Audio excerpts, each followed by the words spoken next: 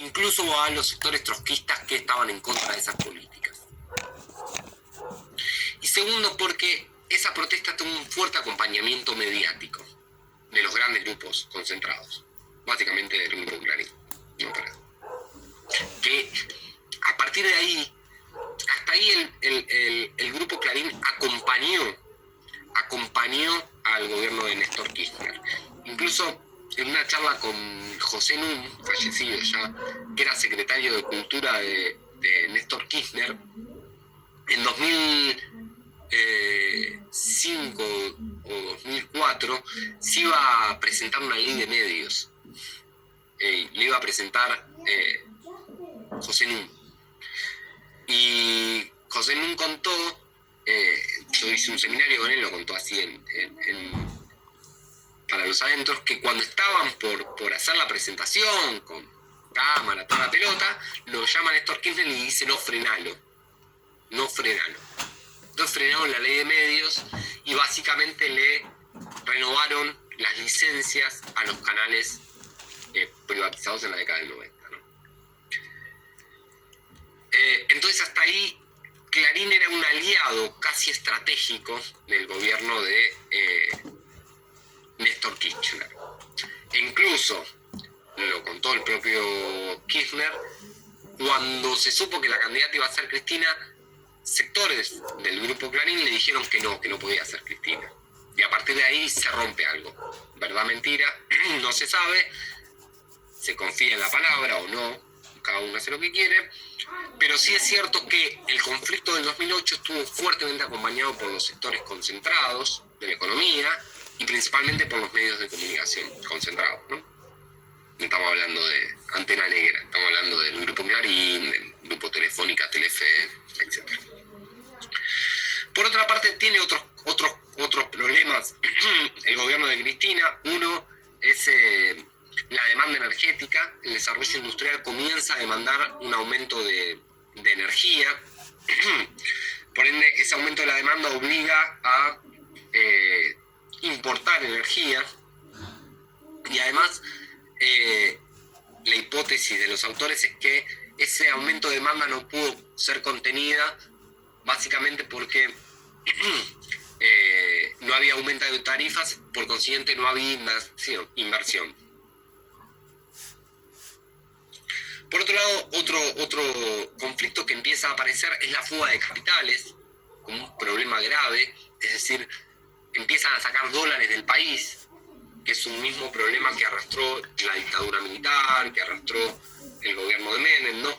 Cuando se van los dólares del país, limitan la capacidad de acción de los estados y además terminan generando un aumento de la inflación.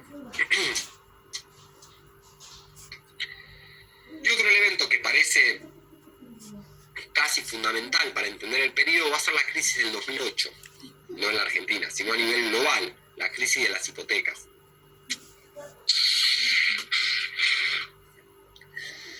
En el 2008, en Estados Unidos se vivía lo que se conoce como una burbuja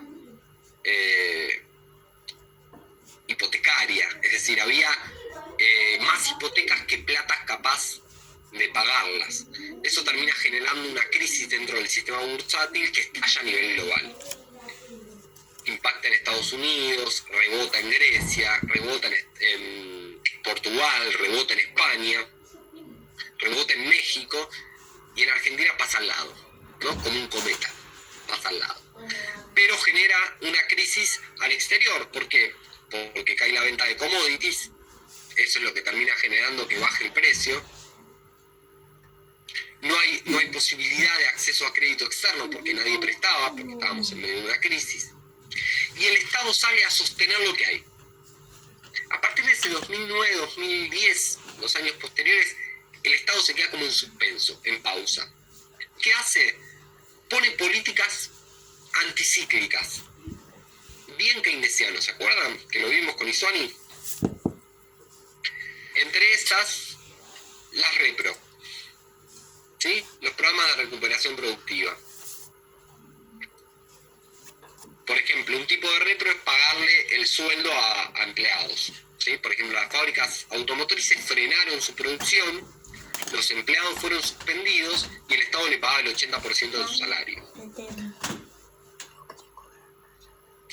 Pero al mismo tiempo esas políticas anticíclicas, generar obra pública para dar empleo, pagar, subsidiar los salarios de los trabajadores, etcétera, etcétera, etcétera, la poca capacidad de acceso a crédito externo por la crisis mundial, la caída de las exportaciones o de los precios de los commodities, que básicamente cae la capacidad de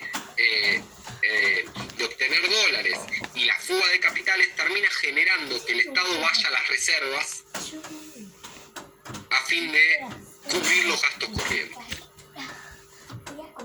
No es lo mismo, no es igual, pero esto pasa el que ahorra para las vacaciones, ¿no? Vas ahorrando todos los meses un poco, el que ahorra, hay algunos que no pueden ahorrar y otros que no necesitan ahorrar. Vas ahorrando todos los meses, taca, taca, taca, taca, y en un momento se te va toda la mierda y ¿qué tenés que hacer?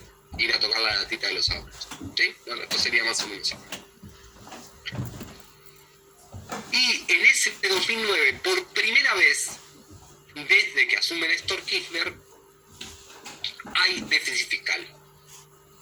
Es decir, se gastó más de lo que se logró recaudar.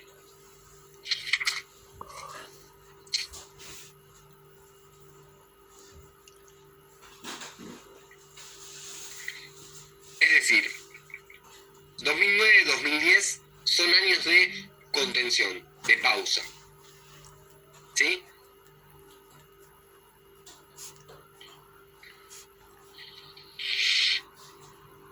También son años de fuerte enfrentamiento político contra este sector bien caracterizado, representado por, básicamente, el sector agropecuario aglutinado en el macrismo o el PRO, la coalición cívica de Rita Carrió y algunos partidos provinciales más chicos, y el peronismo antikirchnerista, el peronismo más conservador, que tenía figuras importantísimas, Felipe Solá, por ejemplo, ¿sí? El peronismo anti-K.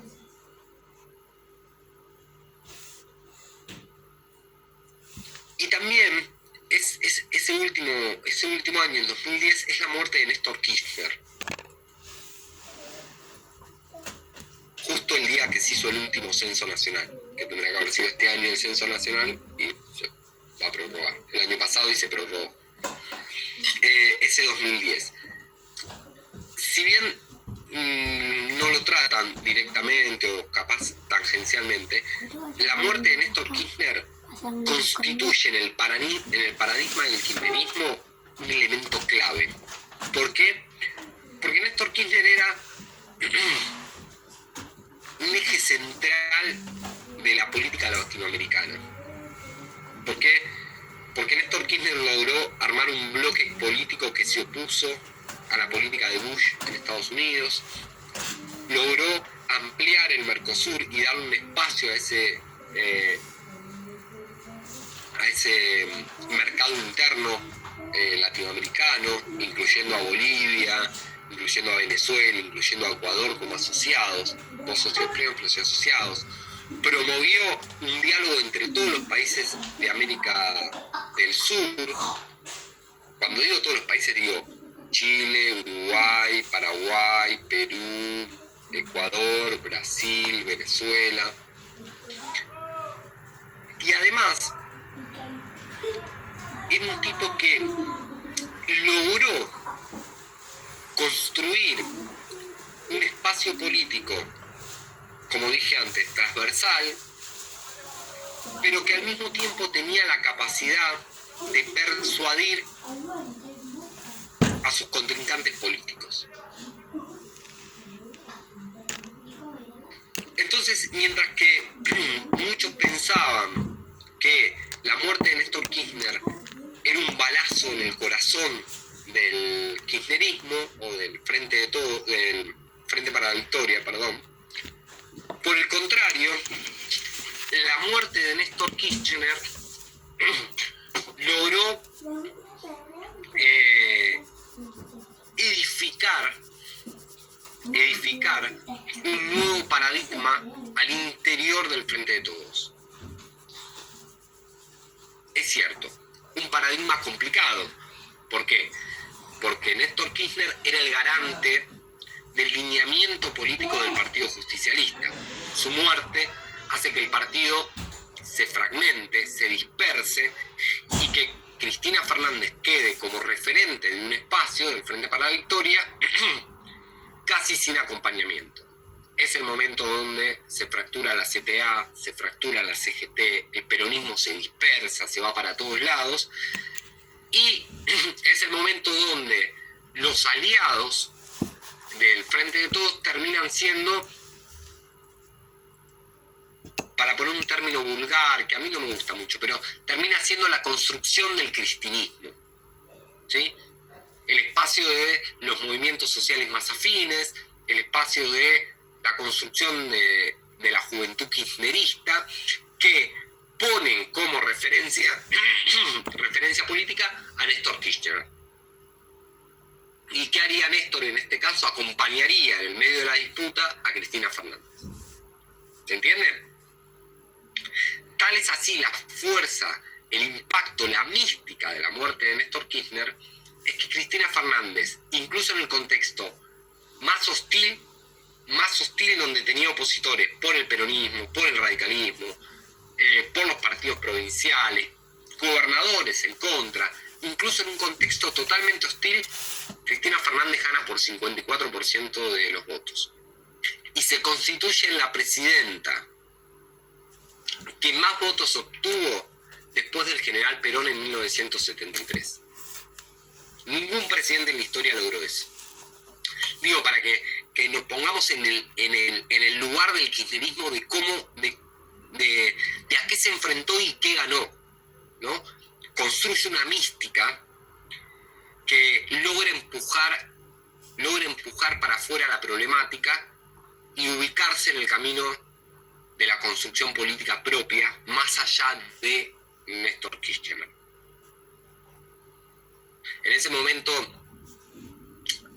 más del sentido común, ¿no? En ese momento yo recuerdo cómo se hablaba en el 2007, 2008, que Cristina era un títere de Néstor, y después que Néstor era un títere de Cristina, y después que son los mismos opinólogos de siempre, los mismos periodistas de siempre, y después uno se da cuenta que no, que en realidad cada uno con su estilo logró construir un espacio tan fuerte, tan poderoso, que lo sostiene. Bastó que Cristina Fernández mandara un video por YouTube diciendo que ella iba a ser vicepresidenta y que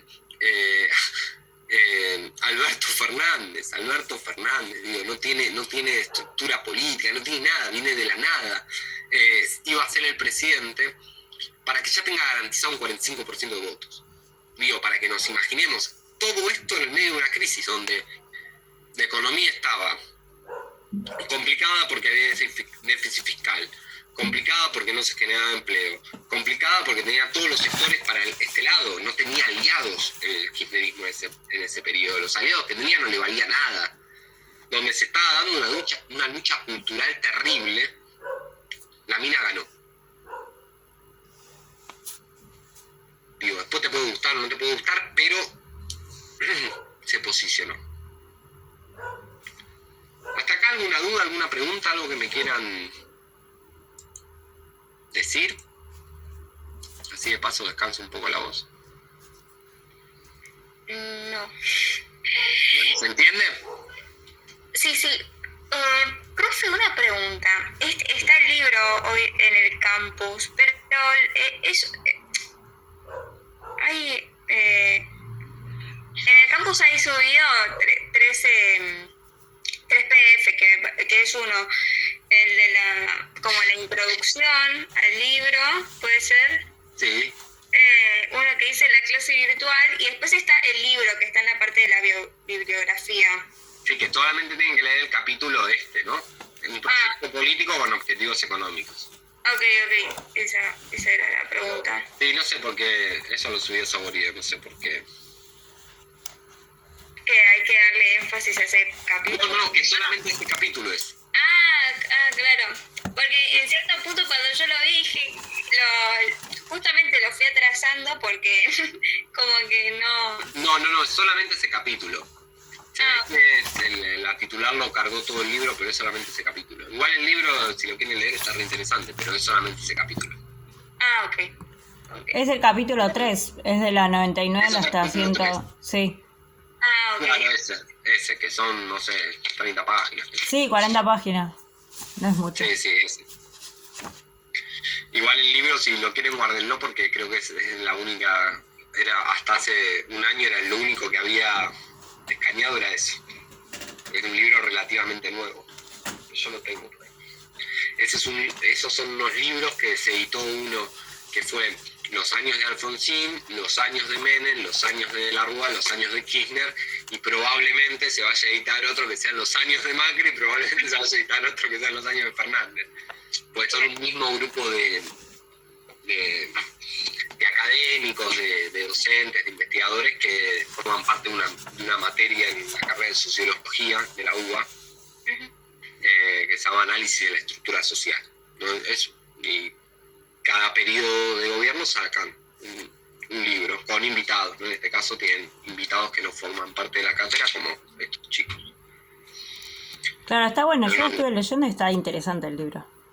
El libro en general sí, está piolísimo el libro. Tiene un capítulo de Gené que no me acuerdo qué tiene, pero yo les voy a recomendar alguno.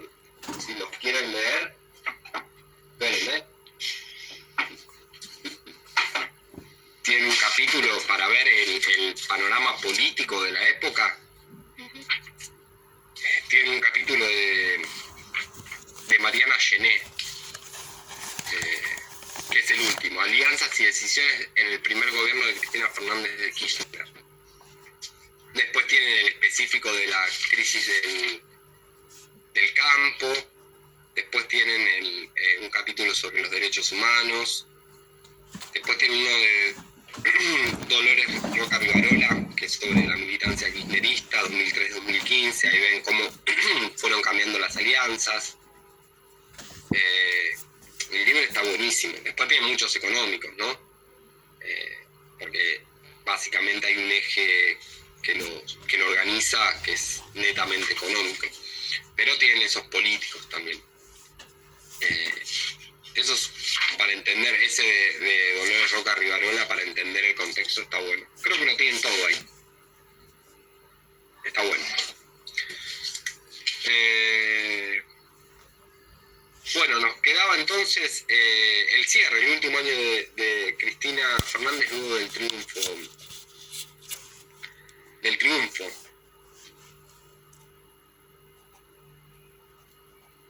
Como si alguien iba a decir algo.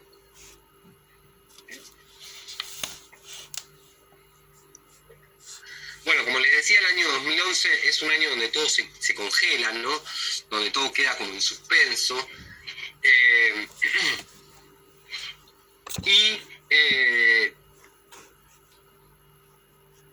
Básicamente empieza a haber un deterioro de la balanza comercial, la remisión de utilidades de las empresas, es decir, sacar sus ganancias de la Argentina y llevarlas al exterior, comienza a ser cada vez más masiva, hay mucha fuga de capitales y se inicia lo que se conoció como la sintonía fina, ¿sí? Lo dijo Cristina Fernández en uno de sus discursos. ¿Qué tiene que ver la sintonía fina? Tiene que ver, bueno, muchachos, nos estamos yendo al carajo, no tenemos plata. Se llevan los dólares que tenemos. Se desacelera la economía. ¿Por qué se desacelera? Bueno, en parte es el efecto de la crisis internacional, que no nos golpeó, pero nos tocó la cola. Digo, de alguna forma, la cola por la cola del avión, que no se malentienda. Básicamente movió la estantería, por consiguiente hay que empezar a ajustar. Ese ajuste, por un lado, viene sujeto a el cepo cambiario. Limitar la capacidad de el dólar ahorro, del comprar dólares para ahorrar.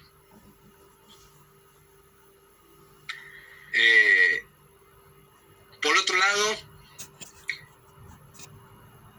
de poder ser la Argentina soberana en lo que respecta a la energía. Entonces, ante eso se estatiza YPF. Se vuelve a estatizar YPF como una forma de nosotros, Argentina, controlar la producción de de energía, ¿sí? Recordemos que el petróleo es una fuente de energía, una de las principales, ¿sí? Petróleo, la energía hidroeléctrica, la Argentina tiene energía nuclear en menor medida y después las, ¿no? Solar, eólica en menor medida también. Por consiguiente, estatizar YPF era garantizar recursos o controlar esos recursos para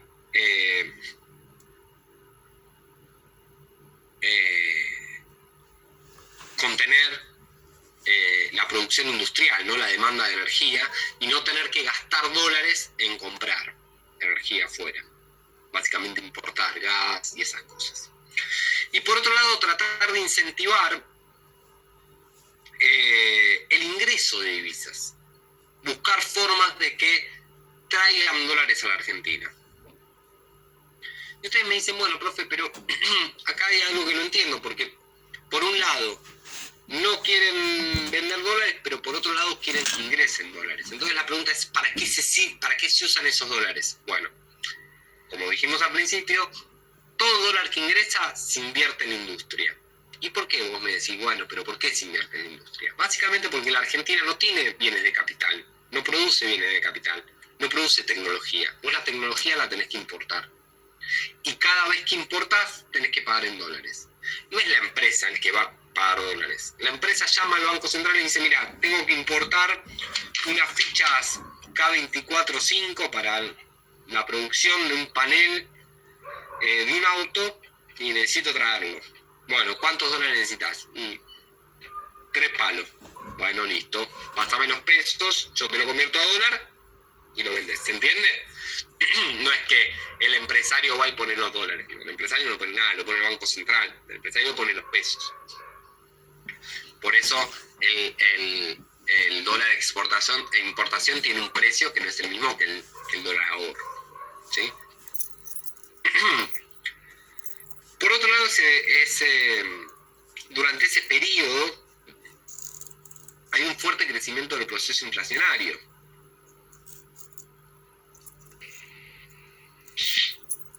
Que es acompañado por microdevaluaciones, es decir, aumentos chiquitos del dólar, y por otro lado por la puja distributiva que nosotros ya veníamos hablando. Los grandes grupos económicos que se disputan con los sectores populares.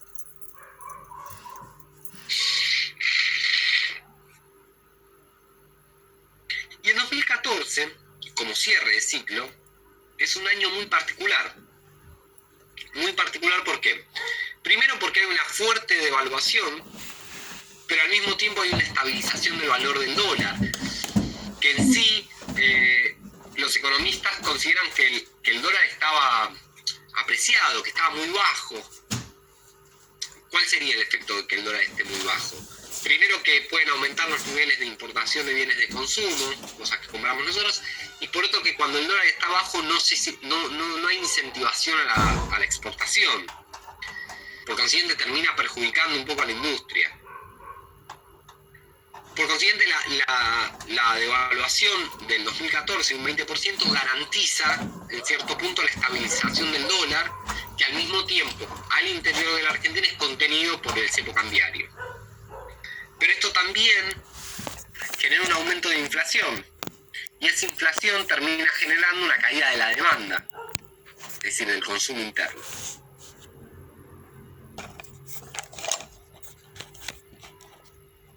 Por consiguiente, se comienzan a poner en marcha un conjunto de medidas de incentivación al consumo.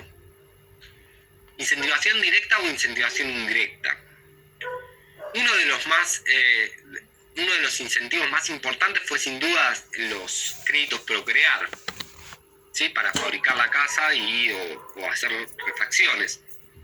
Y ustedes me dicen, bueno, pero ¿cuál sería el sentido? ¿Por qué incentiva el consumo? Bueno, básicamente porque cuando vos construís, comprás cosas, ¿sí? La construcción no es solamente poner ladrillos. Por eso, cuando uno discute, por ejemplo, en el Capital Federal, la mayor obra pública que se hace es poner baldosas. Eso no genera empleo. ¿Por qué no genera empleo? Y porque básicamente vos comprás las baldosas a un proveedor que ya tenés contratado y usás trabajadores que ya tenés contratados de empresas que brindan servicios en la obra pública. Nada más. No compras caños, no compras cables, no compras manijas. La construcción de vivienda es, sin duda, una obra pública que favorece al mercado interno. ¿Por qué? Porque tenés que comprar los aluminios, las ventanas, los caños para los cables, la manijita, ¿sí? Los picaportes, bueno. Por consiguiente, eso ayuda a incentivar el consumo. Las becas Progresar fueron otro elemento básico para incentivar el consumo. ¿En qué sentido? Se le daba recursos a los estudiantes universitarios y con esa beca incentivaban el consumo minúsculo, no el consumo del kiosco, el consumo del bar de la universidad. El procrear autos, ¿no? Esta idea de comprarte autos en cuotas para reactivar la industria automotriz y generar empleo. Y finalmente una política que funcionó casi perfecto en el último año del gobierno de Cristina Fernández, que fue el Ahora 12. ¿Sí? El Ahora 12, esta posibilidad de comprar en 12 cuotas sin interés en un momento de crisis inflacionaria. Además de otras medidas que estaban sujetas principalmente a contener la inflación, como precios cuidados. Contrariamente a lo que uno pensaría, el año 2014 fue un año de caída de los niveles de inflación. Si uno revisa, creo que los chicos ahí presentan un cuadro, si uno revisa los índices de inflación, suben y en el 2014 comienzan a bajar. Después pasan cosas, ¿no? 2014-2015 comienzan a bajar y como que muestran una tendencia de caída. Sin duda, hay factores que no necesariamente están sujetos a la economía de Cristina Fernández, porque, como dijimos, a partir de 2007-2008 se empieza a desarrollar una fuerte oposición política, una oposición que fue acompañada por los medios de comunicación y los grupos concentrados de la economía y que termina incluso impactando en políticas internacionales, como por ejemplo cuando la Corte Suprema de Justicia falló a favor de un grupo inversor, ¿sí? Los famosos fondos buitres, que habían comprado bonos de la deuda del 2001 y reclamaban el pago de esos bonos cuando ya se habían pagado, ¿no? Cuando quedaron afuera del acuerdo.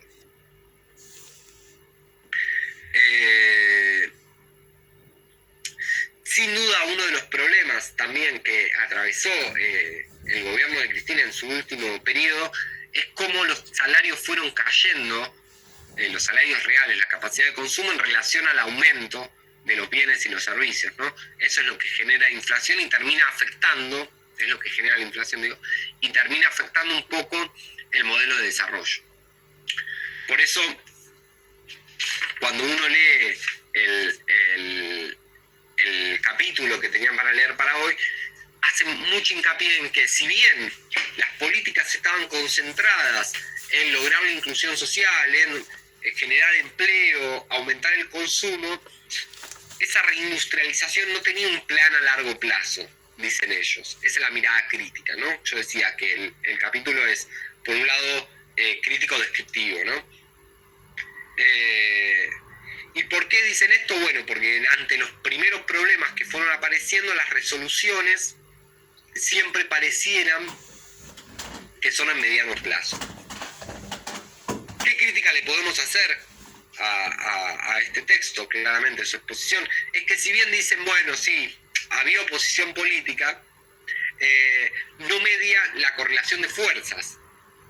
No media la correlación de fuerzas. Fíjense, más allá de la crítica que uno puede hacer, que se votó una ley de medios por el Congreso Nacional, por el Senado Nacional, y de repente un grupo empresario nunca se adaptó a eso. Fíjense que se regulan los precios de internet, de cable, de telefonía celular, y un grupo económico no se deja regular. Fíjense que se regulan los precios de un montón de bienes de consumo, sin embargo, un grupo alimenticio no se deja regular. Entonces, cuando uno dice si el programa económico le faltó desarrollo, uno capaz podría preguntarse, siendo crítico de los críticos, si están evaluando la correlación de fuerzas que dice Gramsci, ¿no? Si están evaluando cuál es el peso de los grandes grupos concentrados y cuál es el peso de el sector asalariado, donde claramente la puja es entre esos dos, ¿no? Entre los grandes grupos concentrados de la economía y el sector asalariado. Bueno, ¿alguna duda, alguna pregunta?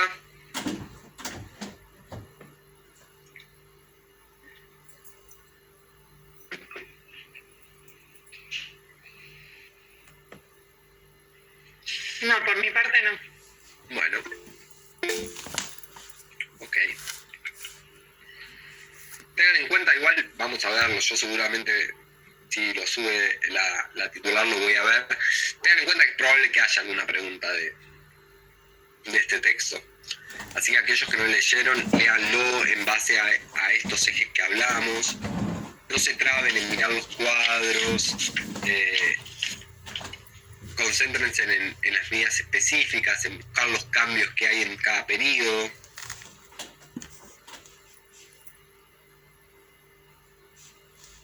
Insisto, es un texto, como les dije en el foro, es un texto que es complejo, pero el contenido es más fácil de lo que uno cree.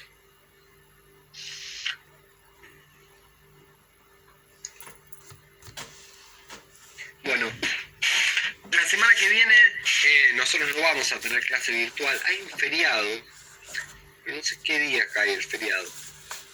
Junio, el 21, lunes 21. Está bien.